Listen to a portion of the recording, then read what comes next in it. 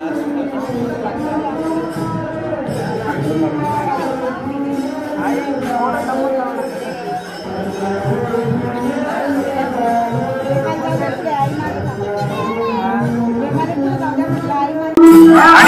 आपण पैठणमधल्या नाथ महाराजांच्या या राहत्या वाड्यामध्ये राहत्या घरामध्ये त्याला गावातलं मंदिर म्हणतात या ठिकाणी या मंदिराची माहिती मी आता जणांनी सांगत होतो। आता नाथ महाराजांचे एक वंश योगेश महाराज आपल्यासोबत आहेत। वास्तूमध्ये प्रत्यक्ष नाथ महाराजांचं वास्तव्य राहिलेलं आहे। सर्व जे काही प्रबोधनाचं कार्य असेल ते या नाथ महाराजांशी निगडीत असणाऱ्या अनेक वस्तू अनेक त्या संबंधाने वास्तू त्या ठिकाणी आपल्याला उपलब्ध आहे। त्या वास्तूंबद्दल आपल्याला माहिती हा सांगणार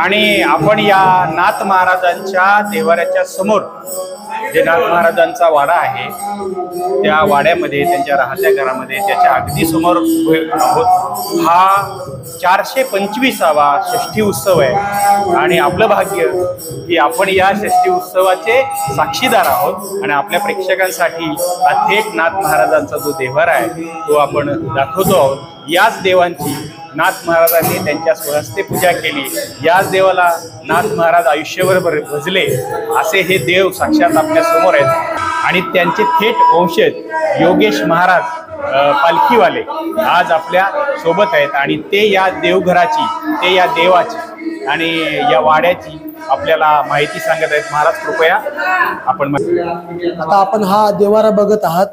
या देवाऱ्यातील असणाऱ्या सर्व देवांची पूजा नाथ महाराज नित्य करत होते आणि या देवाऱ्यामध्ये वरती जी मूर्ती दिसते आहे ती भगवान विजयी पांडुरंगाची मूर्ती आहे आणि सर्व ज्या बाकीच्या परिवार देवता आहे त्यामध्ये नाथ महाराजांची कुलस्वामिनी एकविरा देवी असेल, मध्ये गोपाल कृष्ण गोपिका आहेत, एकविरा देवीच्या बाजूला गोपाल कृष्ण आणि गोपिका आहेत आणि त्याच्या बाजूला बसलेले भगवान रामप्रभूंची मूर्ती आहे आणि त्या ठिकाणी मांडीवर सीता माता भगवान रामप्रभूंची आहे आणि त्याचप्रमाणे शाळीग्राम भगवान देखील या ठिकाणी आहेत।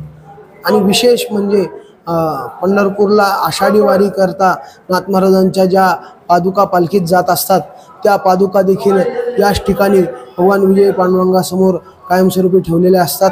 त्यांची नित्यपूजा या ठिकाणी केली जाते म्हणून आपण पाहू शकतो की भगवान नाथ महाराजांच्या या पादुका या ठिकाणी विराजमान आहेत।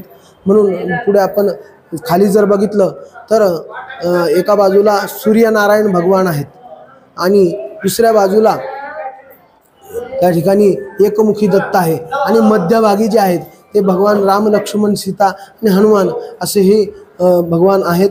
खाली भगवान विठ्ठलाची आणि राही रुक्माईची एक प्रतिमा आहे आणि त्याच्या बाजूला बालाजी भगवान देखील विराजमान आहे आणि त्यानंतर त्या बाजूला शेषशाही भगवान विराजमान असलेले आपल्याला पाहायला भेटत आहेत। एकंदर आपण जर बघितलं तर हे सर्व देव अतिशय पुरातन आणि प्राचीन आहे। नव्हे तर स्वतः नाथ महाराजांनी या सर्व देवांची पूजा केलेली आहे। आपण जर बघितलं तर नाथ महाराज ज्यावेळेस या सर्व देवांची पूजा करत होते त्यावेळेस स्वतः भगवान परमात्मा त्या नाथ महाराजांना त्या पूजेकरता चंदन उगाळून देण्याचं कार्य करत होता आणि ज्या सहानेवर भगवान परमात्मा चंदन उगाळत होते ती सहान देखील या वाड्यामध्ये उपस्थित आहे आणि ती सहान आपल्याला या कोनाड्यामध्ये बघायला भेटते। आपण ती या ठिकाणी त्या सहानेचं दर्शन आपण करू शकतो।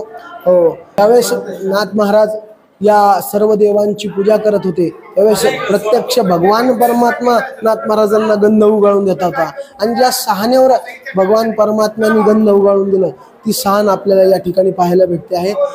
या गाभाऱ्यामधील प्रत्येक कोनाड्यामध्ये एक एक देवता आहेत। त्या ठिकाणी भगवान पांडुरंग परमात्म्याची आणि आईशाई रुक्मिणीची प्रतिमा आपल्याला पाहायला भेटते। बाजूला त्या ठिकाणी भगवान गणेशाची मूर्ती आपल्याला पाहायला भेटते। गणेश देखील या ठिकाणी विराजमान आहेत आणि मुंजोबा महाराज आहेत कोपऱ्यामध्ये जे आहेत ते मुंजोबा महाराज आहेत। भगवान शंकराची या ठिकाणी देखील मूर्ती आहे आणि या ठिकाणी 8 कोनाड्यामध्ये अष्टविनायक आहेत। 8ही छोटे छोटे जे गणपती आपल्याला दिसून येत आहेत ते अष्टविनायक आहेत आणि पुढे भगवान लक्ष्मी आणि विष्णू नारायणाची थोडक्यात मूर्ती आपल्याला पाहायला मिळते। ही जी प्रतिमा आहे ही भगवान विष्णू आणि लक्ष्मीची अशी असणारी प्रतिमा त्यांना आपण बघू शकता की गरुड भगवान जे आहेत हे त्यांना त्या ठिकाणी आपल्या खांद्यावर घेऊन मार्गक्रमण करत असतानाची अशी ही प्रतिमा आहे। म्हणजे एक विशेष आगळी वेगळी प्रतिमा आहे। काही ज्या बाकीच्या मूर्त्या आहेत काही लक्ष्मी नारायणाच्या मूर्त्या आहेत 3 मूर्त्या आहेत लक्ष्मी नारायणाच्या आणि 2 मूर्त्या भगवान महादेवाच्या आहेत। ही देखील मूर्ती लक्ष्मी नारायणाची मूर्ती आहे। खाली जे आहेत ते गरुड भगवान आहेत। ही मूर्ती देवीची आहे दुर्गा मातेची ही अशी महिषासुराचा वध करत असतानाची प्रतिमा आहे। आपण बघत होतो की आपण या सगळ्या नाथ महाराजांच्या देवघरातील असणाऱ्या ह्या नाथ महाराजांच्या नित्यपूजेतील सर्व देवांच्या मूर्त्या आणि त्या सर्वांमध्ये सर्वात महत्त्वाची असणारी भगवान श्री विजयी पांडुरंगाची मूर्ती या मूर्तीचा जर आपण इतिहास सांगितला पाहिला या मूर्तीचा जर आपण इतिहास बघितला तर आपण बघू शकता की या मूर्तीचा फार मोठा आणि जाज्वल्य असा असणारा हा इतिहास आहे। कारण कर्नाटकातील एका सावकाराने ही मूर्ती स्वतःच्या पूजेसाठी बनवली होती। आजचं कर्नाटक आणि त्या काळचं विजयनगर साम्राज्य आणि त्या विजयनगर साम्राज्यातून ही मूर्ती आली पण विजयी पांडुरंग याला नाव पडलं असं म्हणता येईल। जर आपण बघितलं तर ही मूर्ती जी आहे ती पंचधातूची मूर्ती आहे आणि यामध्ये अनेक प्रकारचे रत्न जडवलेले आहेत। सर्व रत्नजडित अशा प्रकारची मूर्ती आहे आणि कर्नाटकातल्या एका सावकाराने ती स्वतःच्या पूजेसाठी बनवली होती। पण ही बनवल्यानंतर ज्यावेळेस स्थापना करण्याचा त्यांनी निश्चय केला आणि मग त्यावेळेस भगवान परमात्मा त्याच्या स्वप्नामध्ये गेले आणि भगवान परमात्मा म्हणू लागले की तू मला नाथांच्याकडे घेऊन चल, नाथांच्या घरी मला नेऊन घाल, मला नाथांकडे जायचं आहे।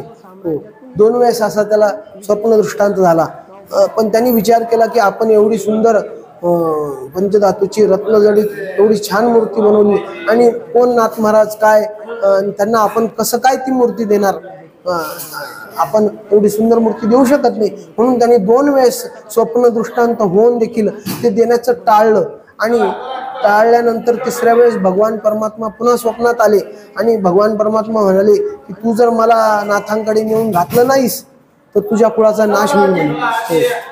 त्या ठिकाणी भगवान परमात्मा असं म्हणल्यानंतर तो मनुष्य भीतीपोटी नाथ महाराजांकडे आला। कारण सत्संगती घडायची असेल तर त्यासाठी परमात्म्याची कृपा फार महत्त्वाची असते। परमात्म्याने त्याला नाथ महाराजांकडे आणलं असं म्हणावं लागेल आणि मग त्यावेळेस तो आल्यानंतर आपण बघू शकता की बाहेर 2 खांब या मंदिरामध्ये प्राचीन आपल्याला बघायला भेटतात। एकावर पुराण खांब लिहिलेला आहे आणि एकावर उद्धव खांब लिहिलेला आहे। तर या पुराण खांबाला टेकून नाथ महाराज कथा प्रवचन कीर्तन आदी सगळ्या गोष्टी सांगत होते आणि नाथ महाराज त्या ठिकाणी बसलेले होते।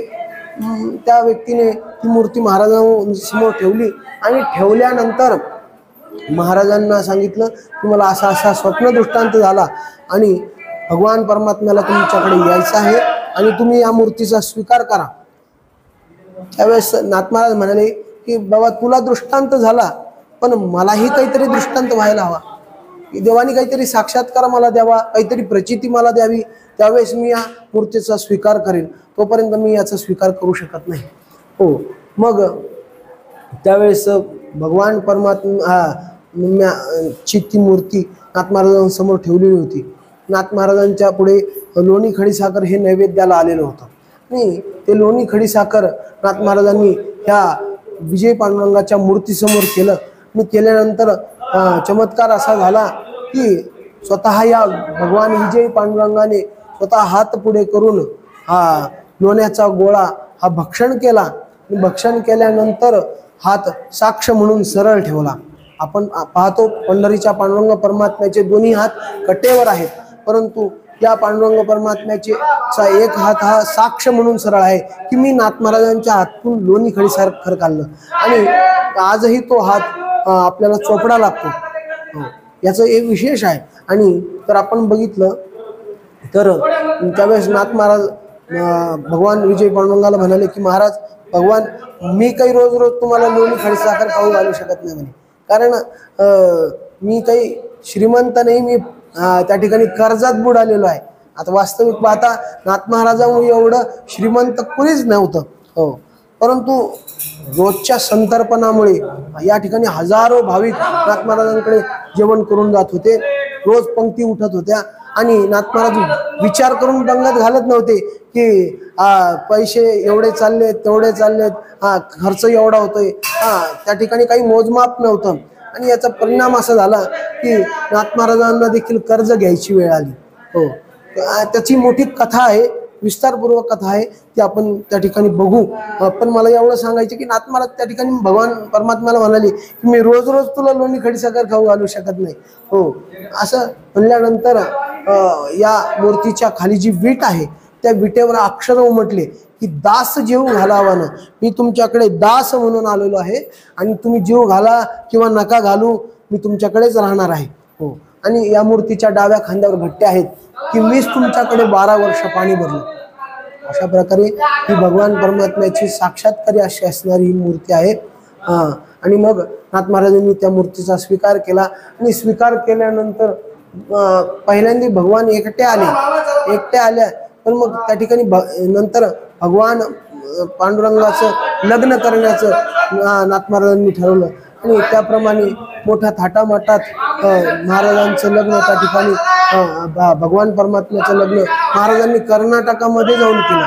हो, अशी मोठी आख्यायिका नाथ महाराजांच्या चरित्रात सांगितली जाते. म्हणून अशा असणारी या मंदिरातील सर्वात विशेष अशी असणारी मूर्ती आजही आपल्याला तिचं दर्शन घ्यायला भेटत आहे. खरोखर आज आपण भाग्यवान म्हणलं पाहिजे की नाथ महाराजांनी ज्या मूर्तीची सेवा केली, ज्या मूर्तीला नाथ महाराजांनी भजलेलं आहे, त्या मूर्तीचं दर्शन आज आपण घेत आहोत.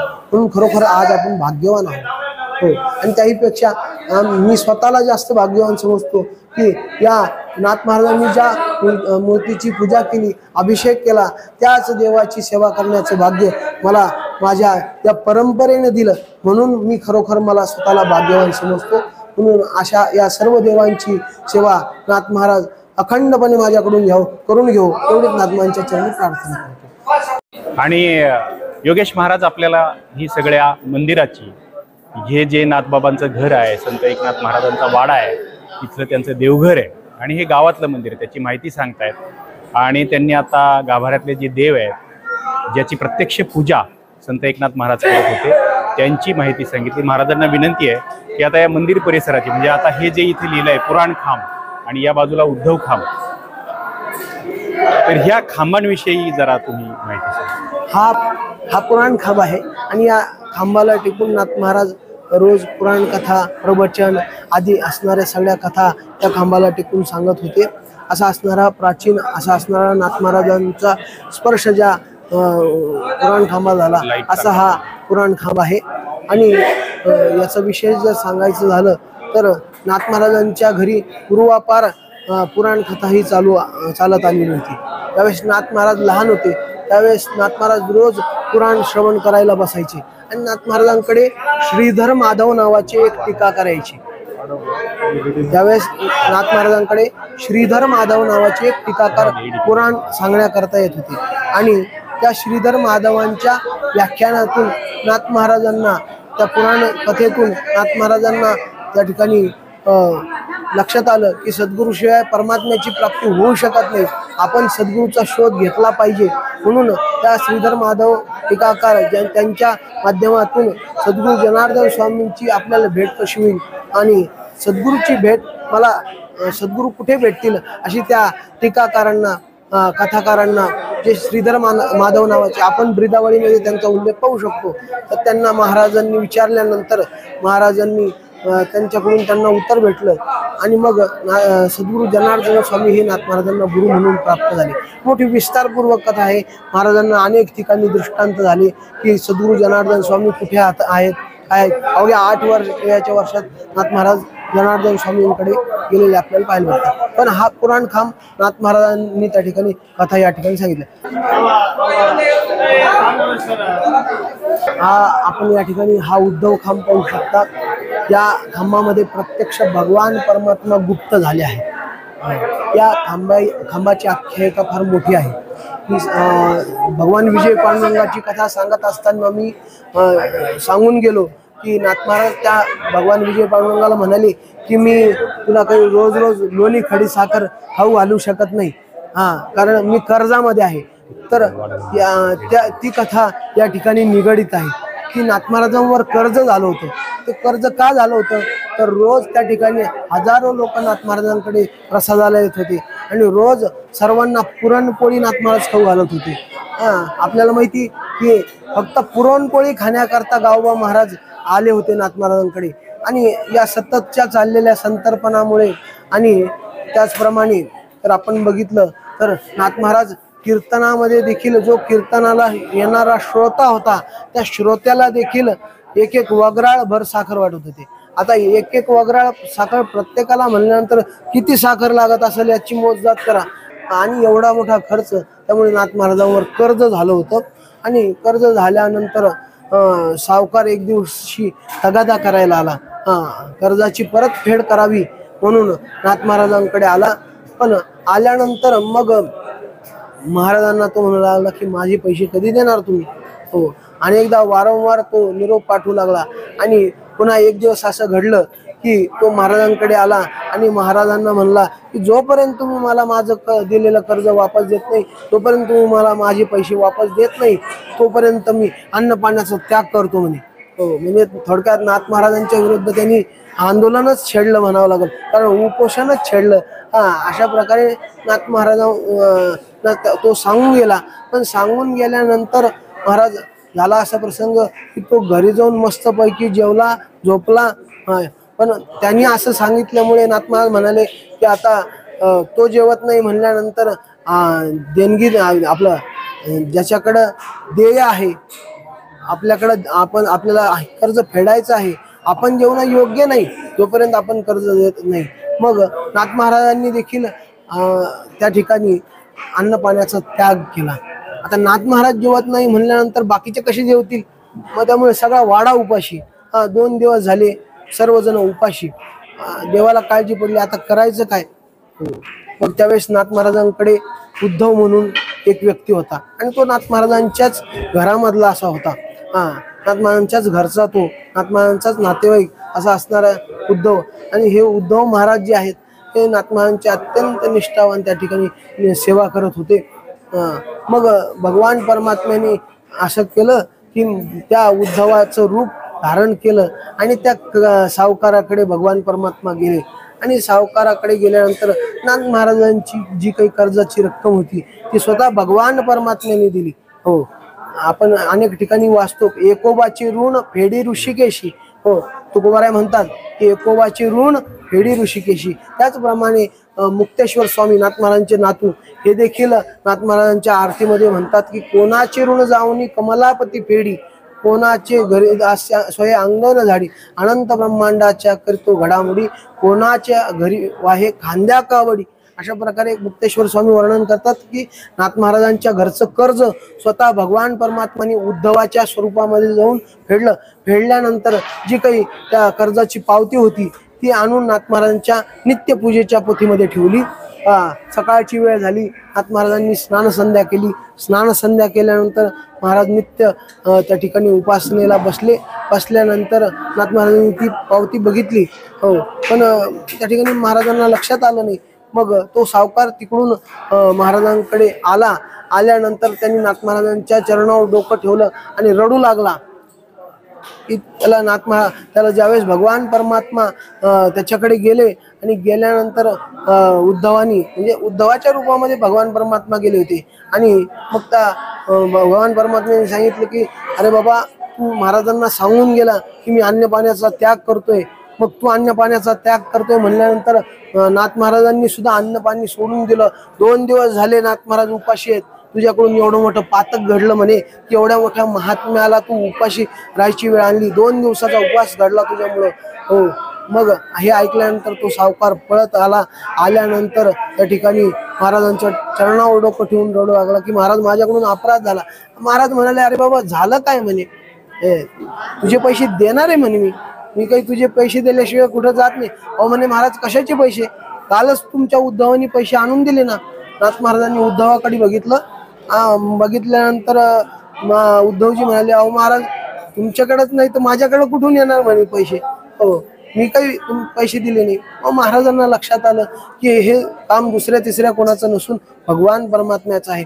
भगवान परमात्म्याचा धावा नाथ महाराजांनी केला आणि भगवान परमात्म्याला नाथ महाराजांनी विनंती केली की तू ज्या रूपामध्ये त्या सावकाराकडे कर्ज फेडायला गेला होता त्याच रूपामध्ये मला या ठिकाणी दर्शन दे. आणि मग त्यावेळेस नाथ महाराजांना भगवान परमात्म्याने उद्धवाच्या रूपामध्ये दर्शन दिलं, चतुर्भुज स्वरूपामध्ये दर्शन दिलं आणि मग या खांबामध्ये गुप्त झाले.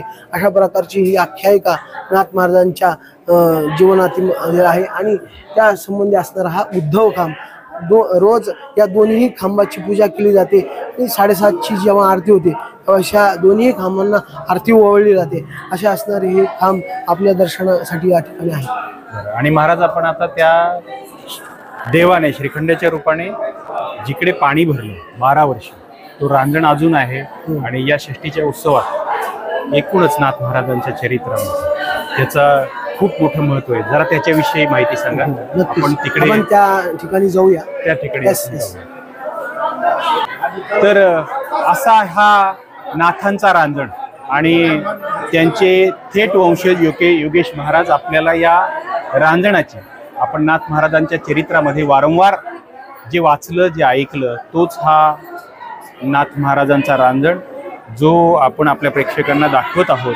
आणि या रांजणाची माहिती, षष्ठी उत्सवातलं त्याचं महत्त्व, याची माहिती आणि त्याच्याबद्दलची जी काही कथा आहे ती कथा महाराज आपण कृपया सांगावी अशी विनंती. हा नाथ महाराजांचा तोच पवित्र रांजण आहे.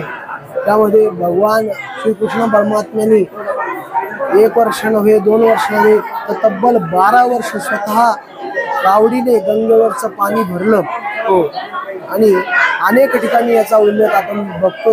गणोबाराय महाराज देखील नाथ महाराजांच्या आरतीमध्ये म्हणतात, कावडीने पाणी जागरी चक्र पाणी वाहे. अशा प्रकारे भगवान परमात्म्याने श्रीखंडाच्या रूपामध्ये 12 वर्ष या रांजणामध्ये पाणी वाहिलं. हा रांजण, आपल्याला रांजण हा शब्द ऐकल्यानंतर असं वाटतं 2 फुटाचा 3 फुटाचा असा रांजण असेल, परंतु हा रांजण तशा प्रकारातला नसून हा रांजण तब्बल 21 फूट खोल असा प्रकाराचा आहे. आणि हा संपूर्णपणे दगडी बांधकामामध्ये बांधलेला रांजण आहे. आणि बांधलेला रांजण असल्यामुळे त्या ठिकाणी वरती अतिशय तोंड त्याचं छोटं आपल्याला दिसून येते. 1.5 बाय 1.5 किंवा 2 बाय 2 असं त्याचं तोंड असेल, परंतु खाली 21 फूट खोली आहे. आणि जर खालचा तळ जर आपण बघितला तर 6 फूट रुंद आणि 6 फूट लांब अशा प्रकारे एवढा विस्तीर्ण स्वरूपाचा हा रांजण आपल्याला पाहायला भेटतो. आणि हा रांजण भगवान परमात्मा रोज त्या ठिकाणी गंगेवरील पाणी आणून भरत होते. अशा प्रकारचा हा पवित्र रांजण आपल्याला पाहायला भेटतो. या रांजणाची श्री तुकाराम बीजेच्या दिवशी विधिवत पूजा दुपारी 12 वाजता होत असते. आणि पूजा झाल्यानंतर पहिली मानाची घागर टाकल्यानंतर मग सर्व त्या ठिकाणी या रांजणामध्ये पाणी भरायला सुरुवात होते. साधारण चतुर्थी किंवा पंचमीच्या दिवशी हा रांजण भरतो. आणि अशी धारणा आहे, अशी भावना आहे की जोपर्यंत भगवान परमात्म्याची कावड यामध्ये येऊन पडत नाही कोणाच्या तरी रूपामध्ये देव या ठिकाणी कावड आणून टाकत नाही तोपर्यंत हा रांजण भरत नाही. आणि मग ज्याच्या हाताने हा रांजण भरतो त्यावेळेस त्या व्यक्तीचं श्रीखंड म्हणून पूजन केलं जातं. त्या ठिकाणी पुरुष असेल तर त्याला सर्व संपूर्ण पोशाख, धोतर, उपकरण सर्व प्रकारे त्याची पूजा नारळ देऊन पूजा केली जाते.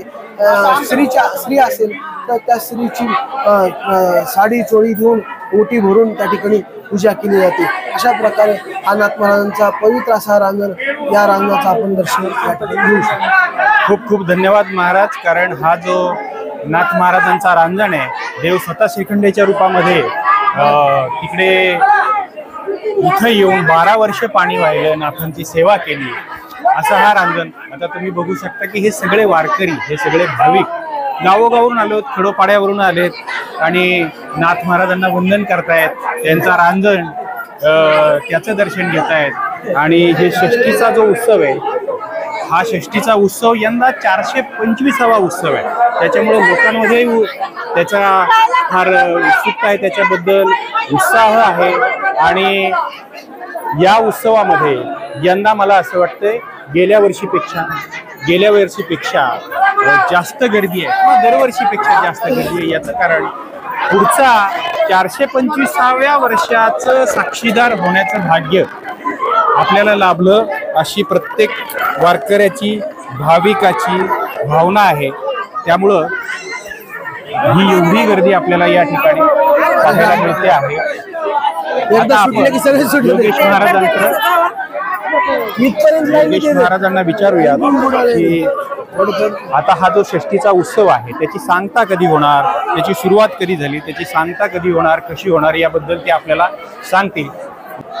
तर महाराजांनी आपल्याला रांजणाची माहिती दिली. नाथ महाराजांचा हा जो रांजण आहे, शेखंड्या भरायचा, हा जो षष्टीचा उत्सव आहे, हा 425वा हे सुमारे 425 वर्ष सलगपणे हा उत्सव इथे होतोय.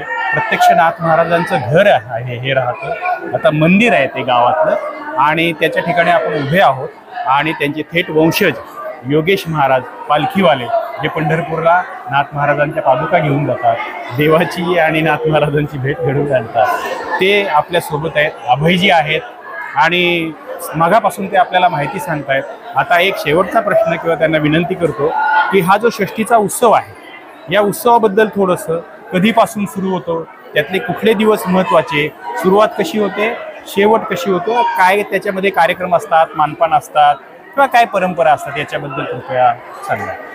साधारणपणे या उत्सवाच्या तयारीला वसंत पंचमीपासून सुरुवात होते. वसंत पंचमी, वसंत पंचमीच्या दिवशी नाथषष्ठी सोहळ्याचं मुहूर्त केलं जातं. याप्रमाणे आपण लग्नाचं वगैरे मुहूर्त करतो, त्याचप्रमाणे या ठिकाणी पद्धत आहे की त्याचं मुहूर्त केलं जातं.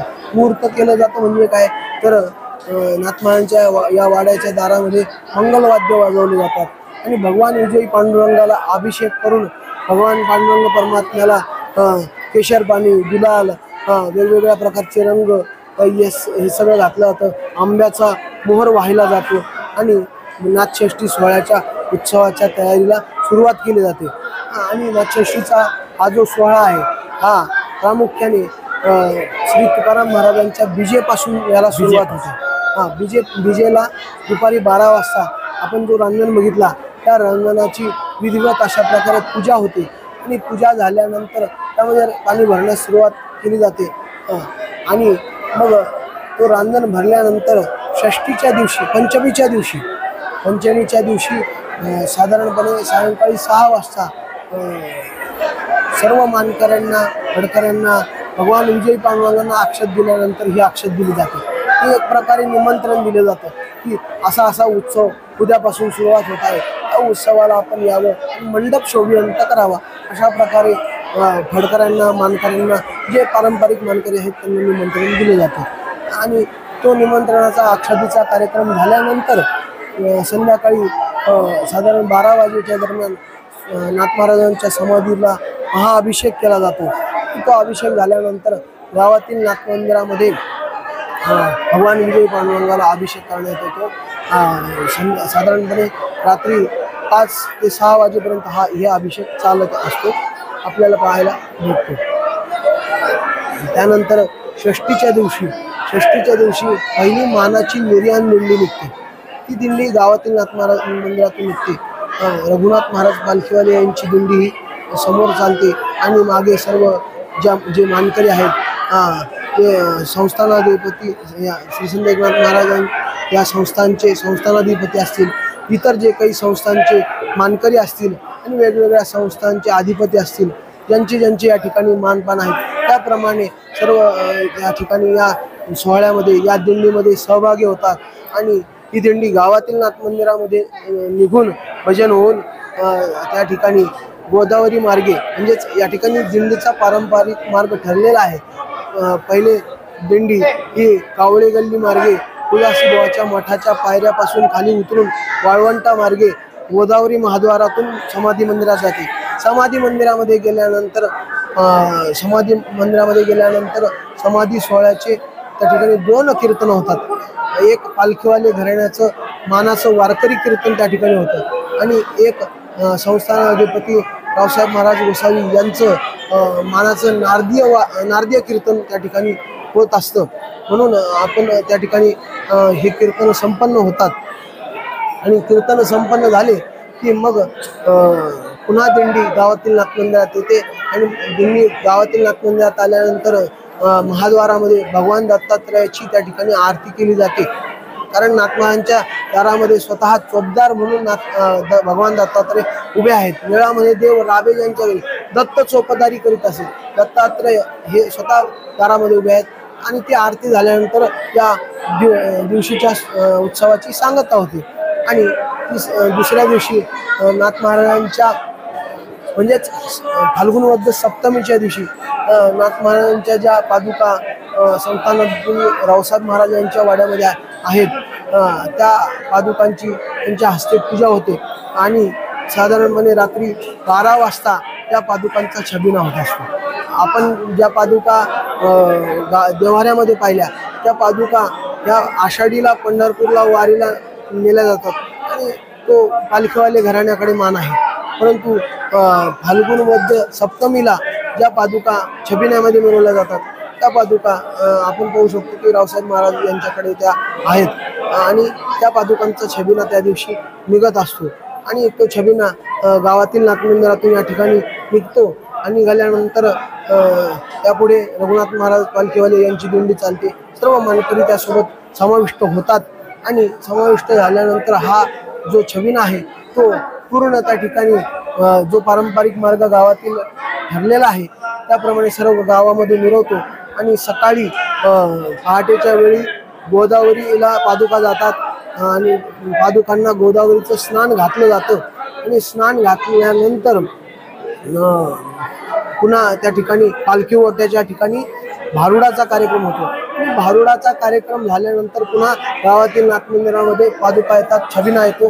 आल्यानंतर सर्व अभंग वगैरे झाल्यानंतर छबिन्याची सांगता होत असते आणि फाल्गुन वद्य अष्टमीच्या दिवशी दुपारी 4 वाजता काल्याची मानाची दिंडी निघते आणि गावातील नाथ मंदिरातून ती दिंडी निघून पारंपरिक मार्गाने समाधी मंदिरात जाते आणि समाधी मंदिरामध्ये आपण पाहू शकता की आपल्याला माहिती की घंटेच्या वर जी दहीहंडी असते ती दहीहंडी संस्थानाधिपती रावसाहेब महाराज यांच्या हस्ते फोडून त्या उत्सवाची सांगता होते. असा हा सगळा कार्यक्रमाचा चालत आलेला परंपरागत कार्यक्रम आहे. आणि फाल्गुन वद्य नवमीच्या दिवशी सकाळी लळित होतं. या गावातील नाथ मंदिरामध्ये लळित होतं आणि त्यानंतर सर्व मानकऱ्यांना नारळ प्रसादाचं वाटप केलं जातं. जे काही पारंपरिक फडकरी आहेत त्यांना नारळ प्रसादाचं वाटप केलं जातं आणि उत्सवाची सांगता होते. त्या महाराज म्हणजे बघा की आपण षष्ठीच्या दिवशी आपण सगळ्या आपल्या ज्ञानबा तुकारामाच्या प्रेक्षकांना हा सगळा षष्ठी उत्सव याची देही याची डोळा देण्याचं महाराज हा सुद्धा भाग्याची गोष्ट आहे. 425वा सोहळा आहे. नाथबाबांनीच अभय महाराज सोबत आहेत. नाथबाबांनीच आपल्याला बुद्धी दिली की ह्या 425व्या सोहळ्याच्या निमित्ताने ज्ञानबा तुकारामचा नाथ महाराजांवर एक विशेषांक व्हावा. गेले 50 वर्षात विशेषांक या प्रकारचं काही प्रसिद्ध झालेलं नाही आपल्या माहितीप्रमाणे. आणि आधुनिक मीडिया आहे, डिजिटल मीडिया आहे, वाचनाच्या व्यतिरिक्त ऑडिओ व्हिडिओ या माध्यमातून हा सगळा सोहळा आपण तुमच्यापर्यंत आम्ही घेऊन येत आहोत. आणि मी मगाशी जसं म्हणालो की आम्ही भाग्यवान आहोत की थेट नाथबाबांचे वंशज योगेश महाराज पालखीवाले ते या नाथषष्ठीच्या उत्सवात आपल्याशी बोललेत आणि सविस्तर अशी माहिती दिली. त्यामुळं महाराज तुमचे खूप खूप धन्यवाद. आणि अभय महाराज, तुम्ही मोलाची माहिती आपल्या प्रेक्षकांना दिली त्याबद्दल आपलेही खूप मनपूर्वक धन्यवाद. आणि आपण सगळ्यांना विनंती आहे की आमचे ज्ञानबा तुकाराम हा जो प्रकल्प आहे, हे जे आमचं वार्षिक अंक आहे, नियतकालिक आहे, ते तर आपण वाचाच. वर्षभरात आम्ही हा अंक प्रसिद्ध करू. आणि आमचं यूट्यूब चॅनल आहे हे तुम्ही फॉलो करायला विसरू नका. त्याचं नावही ज्ञानबा तुकाराम आहे. हा षष्टीचा सगळा उत्सव आणि वर्षभर आम्ही नाथबाबांच्या विषयी ज्यांनी ज्यांनी लिहिलंय, ज्यांनी संशोधन केलंय, या सगळ्या मंडळी, परंपरेतले मंडळी आहेत, योगेश महाराजांसारखी मंडळी आहेत, या सगळ्यांशी बोलून लिहिणार आहोत, अंक प्रसिद्ध करणार आहोत. आणि हा व्हिडिओच्या माध्यमातूनही तुमच्यापर्यंत येणार आहोत. त्याच्यामुळं ज्ञानबा तुकारामला सबस्क्राईब करायला विसरू नका, ही एक आपल्याला विनंती आहे. रामकृष्ण हरी. भानुदास एकनाथ.